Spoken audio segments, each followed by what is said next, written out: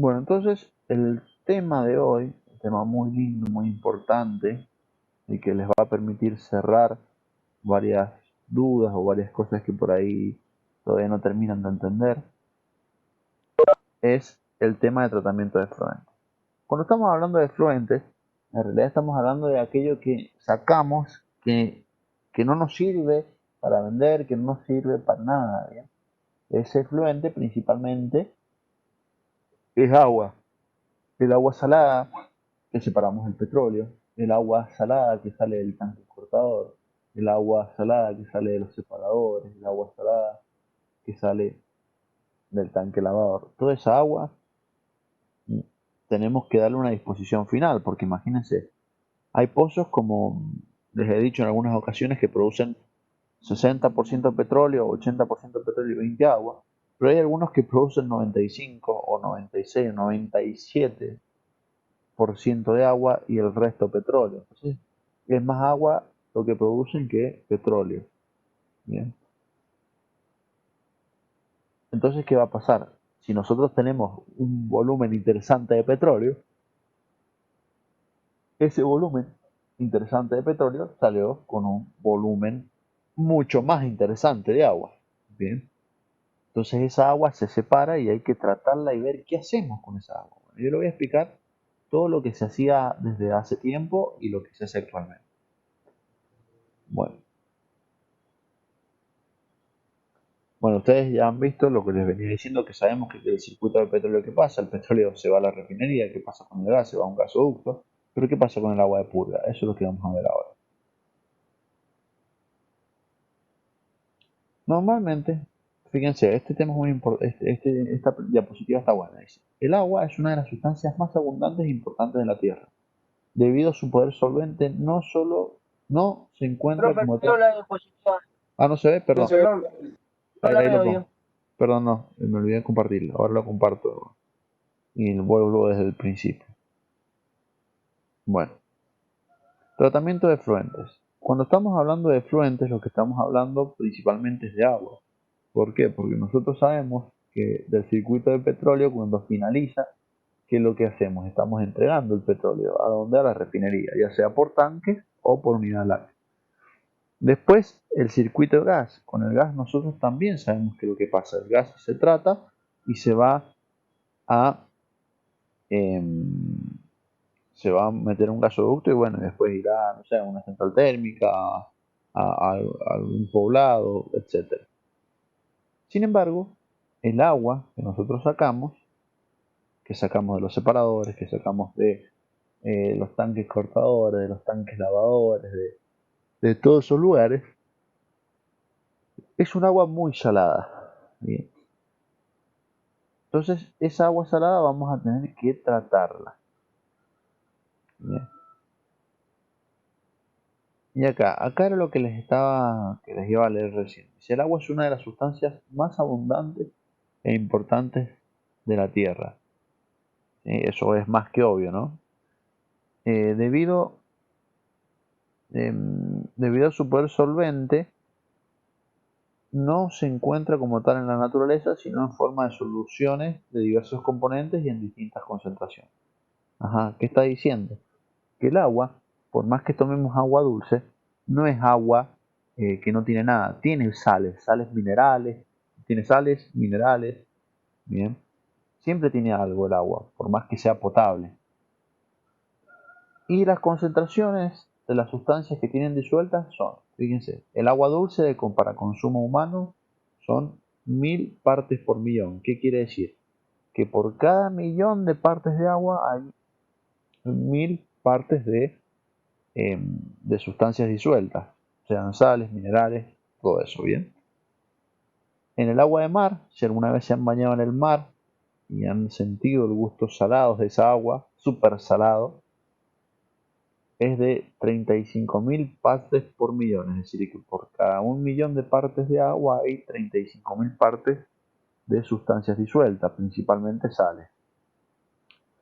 Y el agua de producción o agua de purga, fíjense la diferencia, son 200.000 partes por millón. Es decir, que el 20% del agua de producción es sales. Sales, arena, todo lo que se pueda disolver, ¿no? Sobre ella. Entonces, si les parece salada el agua de mar, imagínense lo que es el agua de producción, mucho más salada. Estamos hablando de casi 50 veces más salada.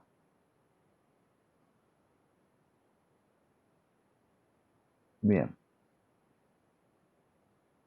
Y acá estamos hablando de las características principales que tiene el agua de producción. Cuando nosotros separamos el agua en el tanque cortador, en los separadores, o sea, no hay una separación del 100%.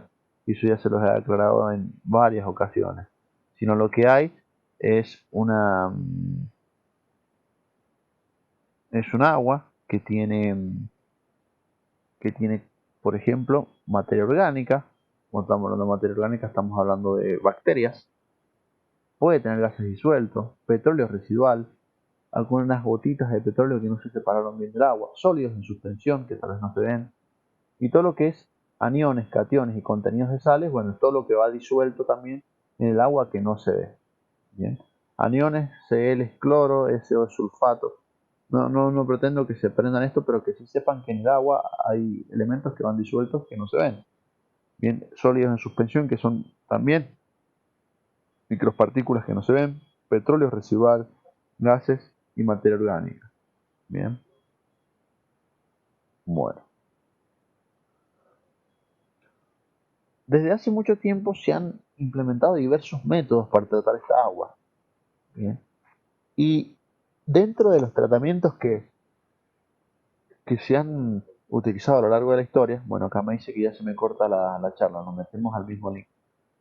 Eh, Dentro de los tratamientos que se le han hecho al agua, tenemos tratamientos superficiales y tratamientos subterráneos.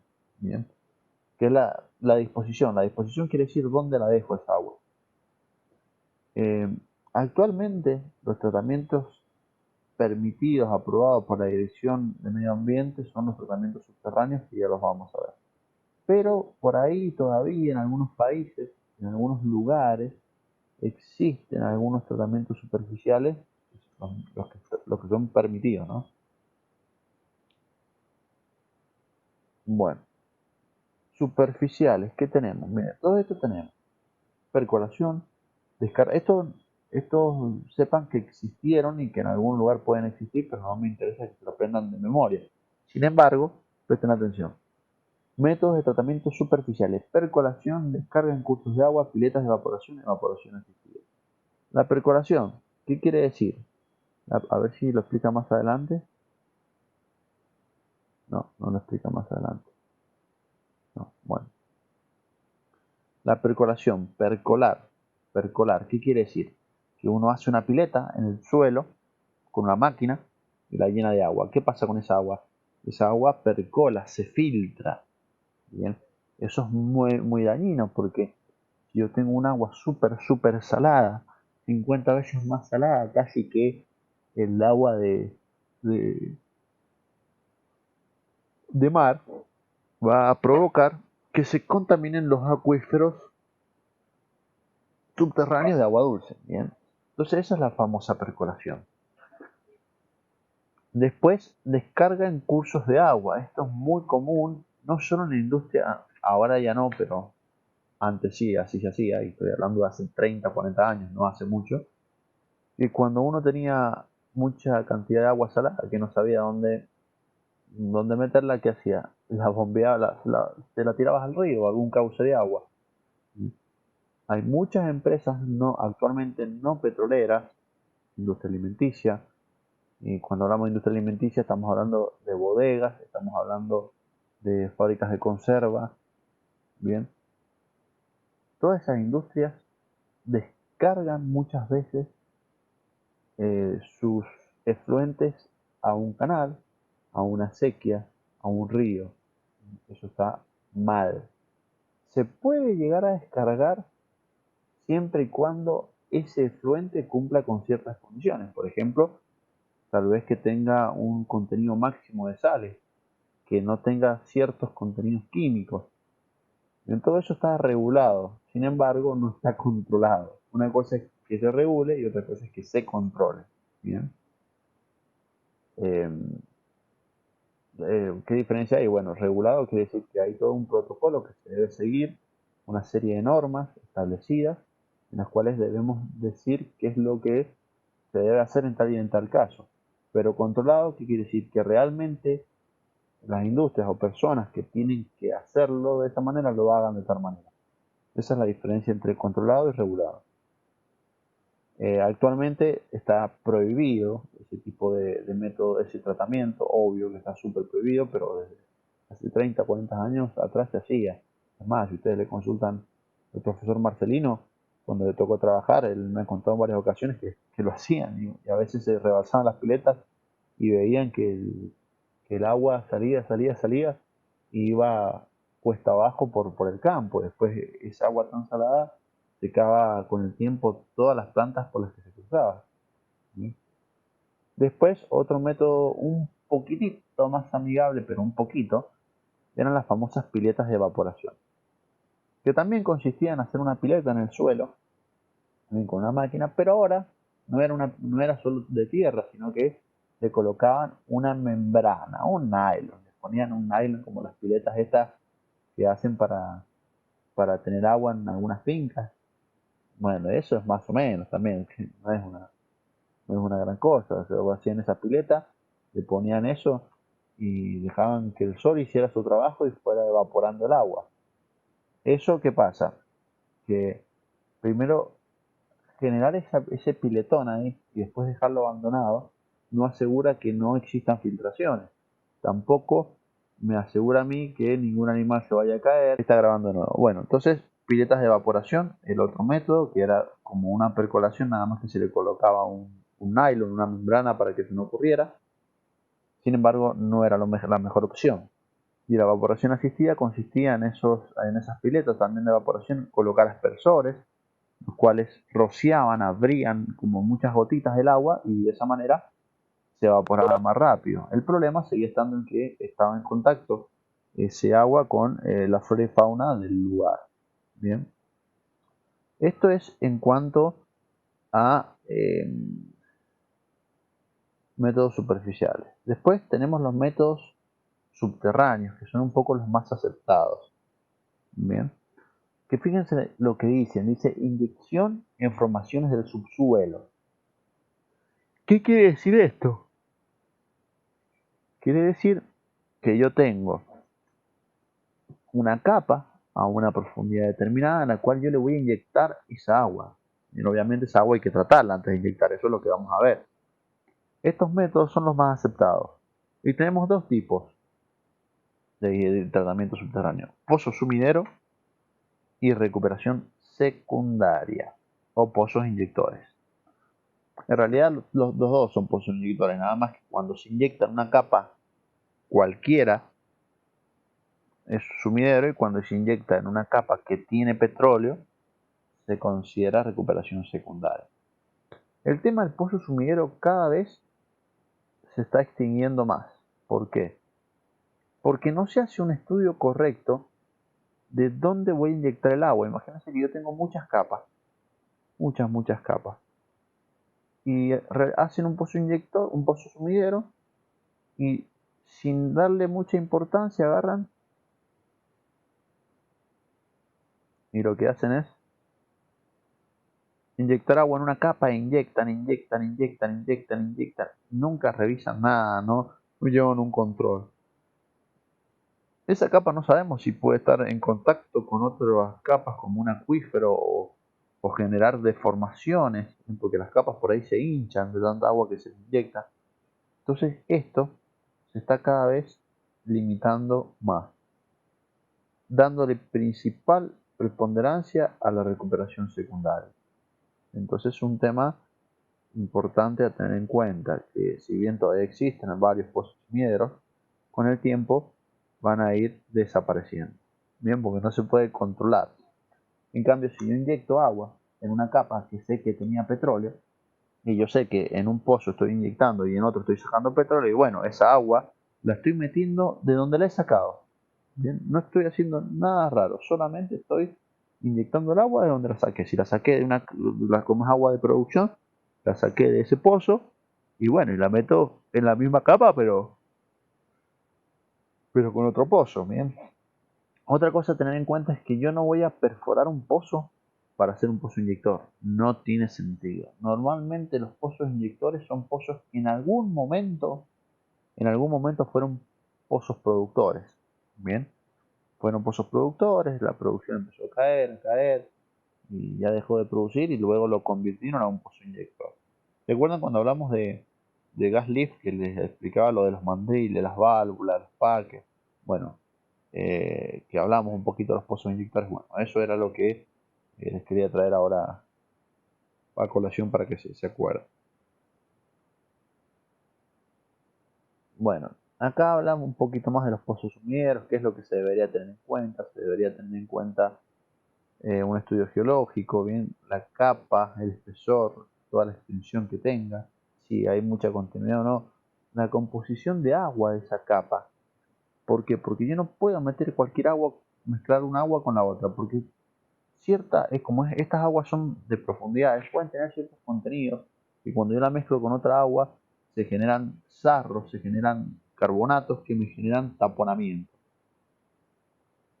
Y dice información del pozo y la acumulación. ¿Cuánto lleva acumulado ese pozo? Entonces, esto hace que un pozo sumidero sea riesgoso, rentable y económicamente malo. ¿Por qué? Porque no me genera nada. Lo único que hace es generar gastos. ¿Sí? Entonces, las empresas por ahí evitan los pozos sumideros. ¿Cuándo van a haber pozos sumideros? Cuando hay tanta agua, pero yacimientos muy viejos que hay tanta agua que no saben qué hacer con el agua. En esos casos van a haber pozos sumideros. ¿Sí? En cambio, la recuperación secundaria tiene la característica que me permite a mí hacer un uso del agua que yo estoy sacando de una capa, volver a tratarla, obvio, tiene todo tratamiento que lo vamos a ver, volver a inyectar a esa capa y una vez que la hemos inyectado en esa capa, eso me va a generar un aumento de producción de esa capa que lo voy a sacar por otro pozo. ¿Cuántos pozos inyectores hay por capa? Y eso es muy variable. Hay distribuciones que se denominan. Supongamos que si yo miro desde arriba tengo esta capa. Supongamos que esa es una capa que tiene petróleo. Yo agarro, tengo un pozo productor en el medio y tengo esto. Tengo ahí, bueno, me cambio el color. Tengo ahí, bueno, ahí va a cambiar.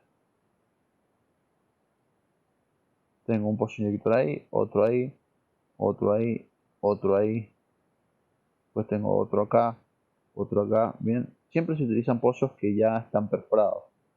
Entonces, voy a tener varios pozos inyectores y por cada 4 pozos inyectores tengo un productor. ¿Cómo me doy cuenta? Y sencillamente porque yo acá tengo 4 celestitos que serían un inyector cada uno y uno grisecito. Y acá pasa lo mismo, ¿bien? Esta es una forma de hacerlo. No quiere decir que siempre van a haber 4 inyectores por un productor. No, puede haber un inyector por un productor. Pueden haber 2 inyectores por un productor. Pueden haber 7 inyectores por un productor. Bien, eso es muy variable. Se hace todo un análisis para ver cuántos inyectores voy a tener. Bien, y no es que yo voy a poner un inyector donde se me dé la gana. No, los inyectores normalmente tienen todo un estudio de ingeniería para saber dónde conviene hacerlo. Y fíjense, es el único método que permite tener seguridad y no causar un daño ambiental, es decir, volver el agua a la formación de donde proviene. A la vez de disponer el agua, vamos a tener un beneficio económico, la producción de petróleo. ¿Cómo hacemos nosotros la preparación del agua para antes de inyectarla? Bien, primero que hay una red de captación. La red de captación va a ser esa red que ustedes han visto que es como verde agua justamente, se caracteriza porque tiene ese color. Existen centros de recolección, es decir, tanques o piletas, y después vamos a tener las famosas plantas de tratamiento de agua, que es la que vamos a ver ahora. ¿Cómo son las plantas de tratamiento de agua? Hemos hablado en su tiempo, cuando hablamos de gas lift, de la planta de tratamiento de gas. hemos hablado en su tiempo de la planta de tratamiento de crudos. Bien, y todo el tratamiento que se hace el crudo, que fue la clase pasada. Y ahora vamos a hablar de la planta de tratamiento de agua. Bien. Y hay dos sistemas que ustedes tienen que saber. Hay uno que también está quedándose extinto con el tiempo, pero todavía se utiliza, que es sistema de tratamiento abierto.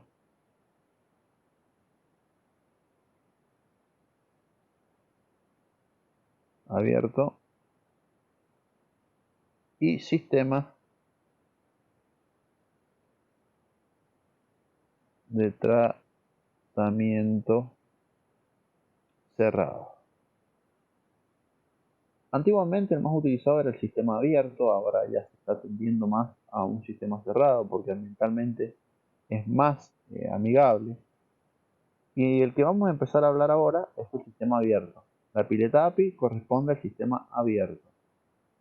Bien. Y fíjense lo que dice, consiste en la primera etapa del tratamiento del agua. Lo que se busca hacer acá, van a ver que son piletas dobles, largas, que lo que se busca es tratar de sacar petróleo petróleo que viene con esta agua. Bien, eso es lo que se busca con las piletas API. Fíjense que acá dice que consta de 2 o más canales que trabajan en paralelo. ¿Y qué va a pasar? El petróleo se va a ir uniendo, se va a ir coalesciendo, es decir, juntando, y se va a formar una capita de petróleo en la superficie. Esa capita de petróleo en la superficie es la que se trata de separar. Bien. Una vez que yo separo eso, que les voy a mostrar cómo, el líquido que queda es agua con bajo contenido de hidrocarburos y con otras impurezas. ¿Sí? Veamos el esquema que les quiero decir. Bien, acá que vemos, acá tenemos la descarga del agua de purga. Tenemos pileta 1, pileta 2. Y fíjense, acá no se alcanza a ver bien, pero hay como un tipo embalse. ¿Se acuerdan cuando hablamos de los separadores que teníamos el vertedero? Bueno, esto sería como un vertedero. ¿Por qué? Porque se deja que se vaya llenando y que al mismo tiempo el petróleo se vaya coalesciendo y subiendo. Entonces el petróleo cae por arriba, ¿bien? Cae por arriba como un vertedero y el agua por abajo tiene cañitos en estas piletas que permite que siga su camino. ¿Y después qué pasa con este petróleo que estoy separando? Y bueno, va a ir al tanque cortador. ¿Por qué? Porque si bien es petróleo todavía tiene bastante agua, entonces lo tengo que seguir separando. Y era lo que vimos la clase pasada también, o la anterior, donde había interacciones entre las distintas plantas de tratamiento. Siempre hay interacción entre la planta de tratamiento de agua con la de crudo, la de agua con la de gas y la de gas con la de petróleo. Y hay interacción entre las tres plantas cuando existen las tres. Y otra cosa que les dije es que no siempre van a existir las tres. Normalmente está la de crudo y la de agua. Y si hay mucho gas, va a estar la de gas. O puede pasar que sea casi todo gas y va a estar solamente la de gas. Bien. Entonces, atento con eso. Y acá es lo que les estaba hablando, sistema abierto y sistema cerrado. El sistema, bueno, acá les explica la pileta nada más, pero la pileta API, y lo vamos a volver a ver, está desordenado. ¿Qué pasa con el agua que sale de la pileta API? Y no está limpiecita, hay que seguirla tratando. Ya vamos a ver a dónde va a parar. Ahí no sé si un mensaje me llegó. Profe, suba sus videos, solo he visto los del próximo noche. Bueno, ahí los voy a subir. Creo que me falta subir los de la clase pasada porque no les había explicado unidad LAC todavía. Ahora que ya se los expliqué, lo voy a juntar y lo voy a subir todo como una sola. Bien. Entonces, sistema abierto. En este sistema el agua es expuesta a la atmósfera, entrando en contacto con el aire y la luz. Bien. Ventajas y desventajas de que esto ocurra. Las desventajas son siempre ambientales, ¿no? Supongamos que viene una lluvia torrencial, las piletas se rebalsan, vuelcan, hay animales que van a tomar esa agua, se mueren, les da cáncer, o incluso pájaros también. Esas son las consecuencias negativas, pero las consecuencias positivas, bueno, y también otras consecuencias negativas es que se liberan gases que vienen disueltos en los líquidos.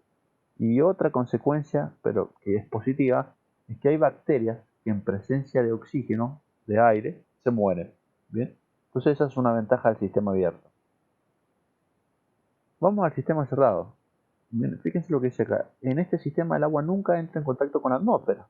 ¿Bien? Entonces no hay riesgo ambiental, no hay liberación de gases. Sin embargo, yo tengo que usar altas concentraciones de bactericidas debido a que no tenemos bactericidas para bacterias anaerobias, perdón, porque como no va a estar en contacto con el aire, esas bacterias que se mueren con el oxígeno no se van a morir, entonces voy a tener que agregar mayor contenido de químicos. Y acá está el sistema de tratamiento abierto, fíjense. Acá qué sucede, acá me está faltando la pileta API, acá dice purga de baterías, en realidad esta purga de baterías, que se ve acá, sería la que viene no de batería sino de la pileta API. Estas son piletas coalescedoras, la 1 y la 2. Y este que dice pileta 3 en realidad sería un tanque cortador, porque el petróleo que separamos va al tanque cortador y el agua sigue su camino. ¿A dónde va a ir? Y va a pasar por una serie de filtros, después se va a almacenar en un tanque, después se va a bombear a los pozos inyectores. Bien, entonces, ¿por qué? Otra cosa que no les dije, se le inyecta productos químicos también. Y siempre el producto químico se debe inyectar antes de los filtros. ¿Por qué? Porque este producto químico también me sirve para eliminar otros microorganismos presentes en el agua. Y cuando esos microorganismos se mueren, tienen que quedar en el filtro, que ya vamos a ver cómo son estos filtros, para evitar que después cuando yo los bombee a los pozos, me tapen los pozos inyectores. ¿Bien? Entonces recordemos, acá dice purga de batería, en realidad viene de la pileta API. Estas son piletas coalescedoras, el petróleo sale acá, la pileta 3, que en realidad sería un tanque cortador, el agua sigue su camino, pasa por una serie de bombas y antes se le agrega químicos, después por filtros, tanques de almacenamiento, bombas de alta presión, pozos inyectores. Bien,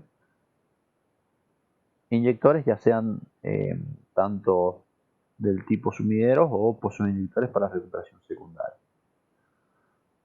Entonces, recién hablamos de la pileta API, ahora vamos a hablar de la pileta coalescedora o decantadora coalescente, es lo mismo. También son piletas de hormigón y se paran por gravedad y flotación.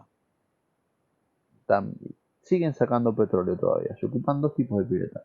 ¿Qué diferencia hay entre la pileta API y la coalescente? Es que la pileta API son dos canales paralelos largos y esta es canales que están divididos con placas para que sea más tortuoso, más complejo el camino y le dé más tiempo al petróleo y al agua a separarse. El agua va a salir por abajo y por arriba va a haber un chupador de petróleo que va a llevar ese petróleo también a un tanque cortador. ¿Bien? Bueno, esto que ustedes están viendo acá es justamente una pileta del tipo coalescedora. Esta está en el medio del campo. Esta foto tendrá, no sé si 10 años posiblemente, pero fíjense todavía cómo la han estado utilizando. ¿Sí? También vean que se le colocan esas chapitas. ¿Las ven esas chapitas? Esas chapitas con el viento giran. ¿Para qué se oponen? Para que los pájaros no vengan, no tomen esta agua y por lo tanto no se puedan morir. Ahí atrás se ve otra pileta más. Estas con el tiempo han ido quedando en desuso, pero todavía algunas existen. Después de la pileta coalescedora, se le iba a hacer un tratamiento químico al agua e iba a pasar por unos filtros. ¿Sí? Estos filtros que existen pueden ser de dos tipos: filtros con lecho de cáscara de nuez y filtros de lecho granular. Cuando estoy hablando de lecho, estoy hablando de lo que tiene adentro, porque el filtro va a ser como un recipiente, en un lugar va a entrar el fluido a tratar y por otro lugar sale el fluido tratado. ¿Sí? Entonces, estos filtros pueden ser de esos dos tipos, hechos con cáscara de nuez molida o lechos granulares. Cuando hablamos de lechos granulares, porque tienen, por ejemplo, grava, después tienen arena, después tienen arcillas y diferentes capas de diferentes materiales que están separados según el tamaño del grano, de la roquita.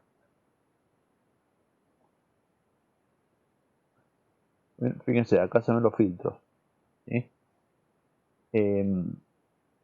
Presten atención, dice que son técnicamente de mejor operación los filtros de cáscara de nuez, ocupan menos espacio y tienen un tiempo de lavado menor. ¿Qué ventaja tienen? Que hacer de cáscara de nuez no importa que se mezclen, porque son todos del mismo grano, o sea, todo el mismo tamaño de grano.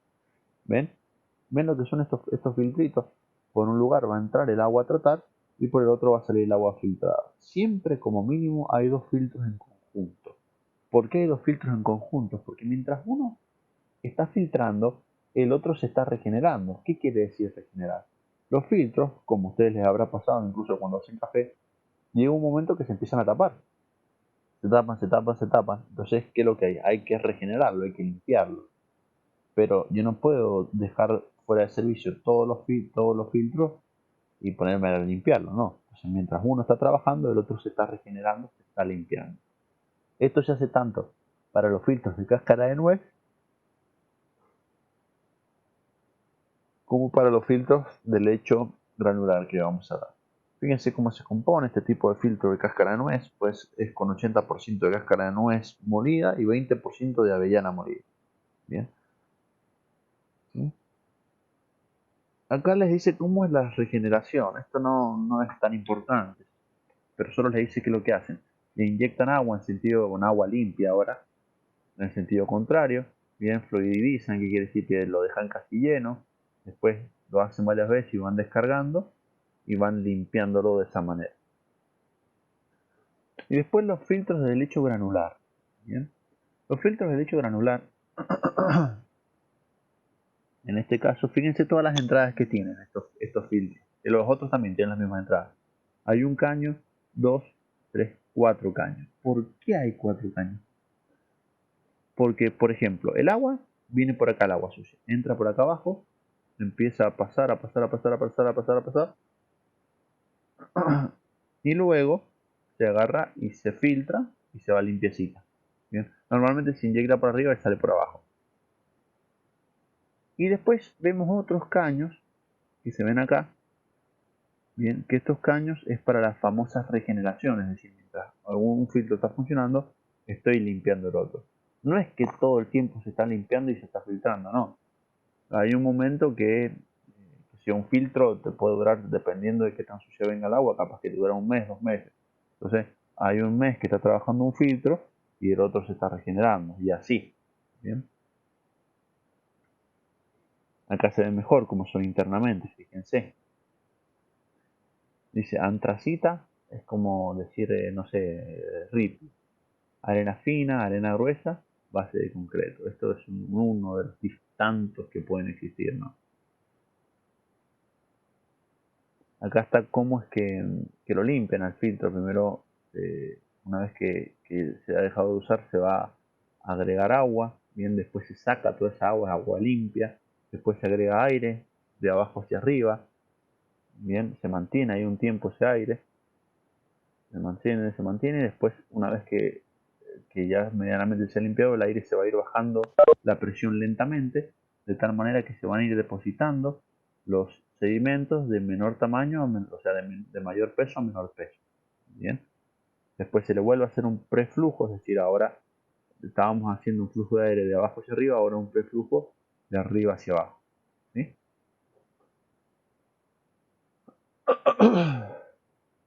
Bueno, y como no puede faltar, que hemos estado hablando del tratamiento químico del agua. El tratamiento químico del agua, lo que principalmente hacemos es inyectar bactericidas.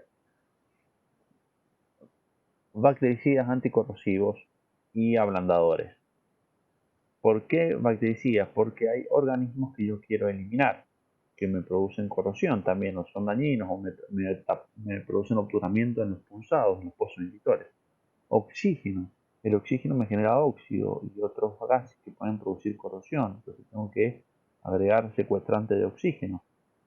Después incrustaciones, que son todas las sales, todo lo que es los carbonatos, el sarro. También hay que agregar químicos para evitar todo esto, ¿no? Eso quiero que sepan, que son para los organismos normalmente es cloro, para el oxígeno es un elemento de hierro, creo que era ferroso, algo de aluminato ferroso, algo así, no me acuerdo cómo es el secuestrante de hierro. Y de incrustaciones, bueno, van a ser algunos que me generen la eliminación de esos carbonatos. Hasta el momento hemos hablado de sistema abierto, nos está quedando solamente sistema cerrado. Sistema cerrado. Bien. Denme un segundo. Sistema cerrado. Sistema cerrado, ¿qué tenemos acá? Fíjense que la pileta API, chao, se va. No viene más, se fue la pileta API. Lo primero que vamos a tener ahora, que es lo más común, es el famoso tanque skimmer. El tanque skimmer, de alguna manera, cumple la misma función que la pileta API, nada más que todo cerrado. Bien, cumple la misma función que un separador, pero un separador de agua y petróleo, nada más, no un separador de gas. Entonces, viene acá al skimmer lo del tanque cortador, viene acá lo del tanque lavador, viene acá lo de los separadores, bien. Entonces toda esa agua viene al skimmer, el skimmer hace una primera separación del petróleo, ese petróleo se va a ir nuevamente a los tanques cortadores. ¿Y qué va a pasar con el agua restante? El agua restante, que puede o no estar, es decir, esta unidad de flotación que ven acá y estas unidades de placa coalescente pueden o no estar, no siempre están. En el caso de que estén, bueno, ahí vamos a ver qué tipos hay, y si no están, directamente pasa al filtro. Bien, pasa al filtro, después, obviamente que antes del filtro se le inyecta el tratamiento químico, así como lo hacíamos antes, el tratamiento químico se ocupa en el sistema cerrado y en el abierto, es lo mismo. Después pasa por el filtro, después va a los tanques y recién ahí a los pozos inyectores. Entonces, ¿qué es lo que estamos haciendo? Estamos eliminando la pileta coalescedora y la pileta API por un tanque skimmer, la mayoría de las veces. También puede haber otras unidades como la unidad de flotación y las unidades de placas coalescentes. ¿Sí? ¿Cuándo voy a ocupar estas unidades? Y voy a ocupar estas unidades cuando la separación en el skimmer no sea la mejor, o porque está siendo muy demandado este mismo. Estos equipos pueden ser alquilados por un tiempo o pueden ser comprados y hechos y utilizados directamente por la empresa y quedan como patrimonio de la empresa. Entonces vamos, el tanque skimmer, ¿qué es lo que dice? Forma más simple de tratamiento, diseñado para proveer un tiempo de residencia considerable durante el cual se produce la separación por gravedad del petróleo del agua. Puede trabajar a presión atmosférica o a mayor presión. Pueden ser horizontales o verticales. ¿Sí? Acá les dice cómo es todo el funcionamiento interno, por donde entra el agua, qué va pasando. ¿Sí? Pueden ser del tipo verticales, como un separador que ven acá. El spreader sería como un difusor, ¿no? Este sería vertical, este sería horizontal. Bien. Y este casi es lo mismo que un separador, porque también tiene una salida de gas. Tiene salida de gas porque puede venir gas disuelto en el agua. Y la separación secundaria, que no siempre está, puede ser unidades con placas coalescentes o unidades de flotación. Esto lo vamos a ver rápido porque no es muy común, pero existe. Vamos a ver para qué sirve. Vamos con las placas coalescentes. ¿Para qué sirven las placas coalescentes? Las placas coalescentes hacen pasar la corriente por entre medio de muchas placas, ¿bien? Como si fuese un librito, bueno, por ahí pasa el agua. ¿Eso qué hace? Eso hace que las gotitas de petróleo que puedan llegar a existir ahí se choquen en esas placas coalescentes y se empiecen a juntar y yo las pueda seguir separando. Bien, hay diferentes modelos de unidades con placas coalescentes, unidades PPI, CPI y Crossflow. Son los tres tipos de unidades con placas coalescentes. La PPI, fíjese, sería así, placas en forma de V, eso sería la PPI. Después la CPI, que son onduladas, bien, las otras eran en V, estas son onduladas. Y acá, bueno, acá les presenta las ventajas y desventajas. Yo que quiero que se acuerden principalmente, ahí les voy a decir de todo esto. Y bueno, el otro tipo que eran las unidades de crossflow, flujo cruzado, que acá son como placas, son placas paralelas, pero onduladas también, como si fuesen tejas, digamos. Bien, ahora vamos a las unidades de flotación. Hay dos tipos de unidades de flotación. Fíjense para qué es la unidad de flotación. La que vimos recién, que eran las unidades con placas coalescentes, me servían para sacar petróleo del agua. Mientras que las unidades de flotación me sirven para sacar, también generan una buena separación, pero principalmente me sirve para separar gas también, ¿sí? Gas disperso, flotación hidráulica. Y fíjense lo que hacen. Hay como una serie de sopladores que tienen, que generan un estilo de vacío, y de esa manera aumentan el choque de las partículas y aumentan la separación. También pueden separar petróleo, fíjense. Bien. Son cosas más modernas, pero que no se utilizan tanto.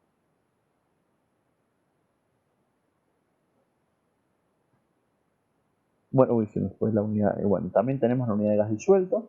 De la unidad de gas disuelto, esta sí se encarga exclusivamente de separar gas. Prácticamente se encarga de eso, nada más separar gas que pueda llegar a quedar ocluido en el agua. Y esta agua, eh, vamos a sacar el gas y lo vamos a llevar a la planta de tratamiento de gas, o se va a quemar si es muy poquito. Y dice conclusiones, fíjense, a ver qué conclusión. Uy, ya se acabó. Dice que el tratamiento del agua involucra la reducción de petróleo residual y contenido sólido suspendido. Bueno, ¿qué me está diciendo toda esta diapositiva? Me está diciendo que lo que vamos a hacer con el tratamiento de agua es sacarle el petróleo al agua, sacarle el gas al petróleo, perdón, sacarle el petróleo al agua, sacarle el gas al agua, limpiar esa agua para reinyectarla. Bien, eso es todo lo que me está diciendo. Mientras nosotros tengamos un tratamiento malo del agua, los pozos van a tener más problemas. ¿Por qué? Porque si me van a tapar, estamos hablando de pozos inyectores ahora, si me van a tapar los punzados por donde está inyectando el agua, me van a producir taponamientos en la misma formación. Bien, si el agua no es compatible con la capa que lo estoy haciendo, me va a hacer que disminuya la producción en los pozos productores. Entonces el tratamiento del agua, así como el tratamiento del crudo, es fundamental. Bien, eso en cuanto al tratamiento del agua. Ahora mismo voy a subir este, este PowerPoint. De todo lo que hemos visto, ¿qué quiero que les quede? Bueno, que el agua tiene diferentes métodos de tratarse, métodos superficiales, que cada vez son menos utilizados, métodos subterráneos. Bien, cada uno de los métodos superficiales que hablamos, qué desventajas tenían. Los métodos de tratamiento subterráneos, que eran pozos sumideros y recuperación secundaria. Que bueno, ¿qué diferencia un pozo sumidero de un pozo inyector con recuperación secundaria? Bueno, y después, ¿cómo se iba preparando el agua? Bueno, habían dos tipos de sistemas principalmente, el sistema abierto y el sistema cerrado. El que estaba predominando actualmente es el sistema cerrado, sin embargo el sistema abierto presentaba la característica que servía cuando teníamos muchos organismos que eran anaerobios, es decir, trabajan sin oxígeno. ¿Por qué? Porque en presencia de oxígeno mueren. Bien, esa era una de las ventajas que tenía, que todavía existen, pero no mucho. ¿Cómo era el circuito de este sistema abierto? Teníamos las piletas APIs, las piletas APIs, piletas coalescedoras. Bien, después de esas piletas coalescedoras, el agua se iba a hacer un tratamiento químico, después pasaba por los filtros, tanques y se inyectaba a los pozos. Bien, después teníamos, bueno, acá la imagen de la pileta coalescedora, los filtros, los tipos de filtros con lecho granular o con cáscara de nuez. ¿Cuál era la diferencia entre uno y el otro? El nombre lo dice principalmente. ¿Y por qué generalmente son dos? Bien, el tratamiento químico, ¿qué busco con el tratamiento químico? ¿Qué es lo que estoy eliminando yo? Y finalmente estuvimos hablando del sistema de tratamiento cerrado.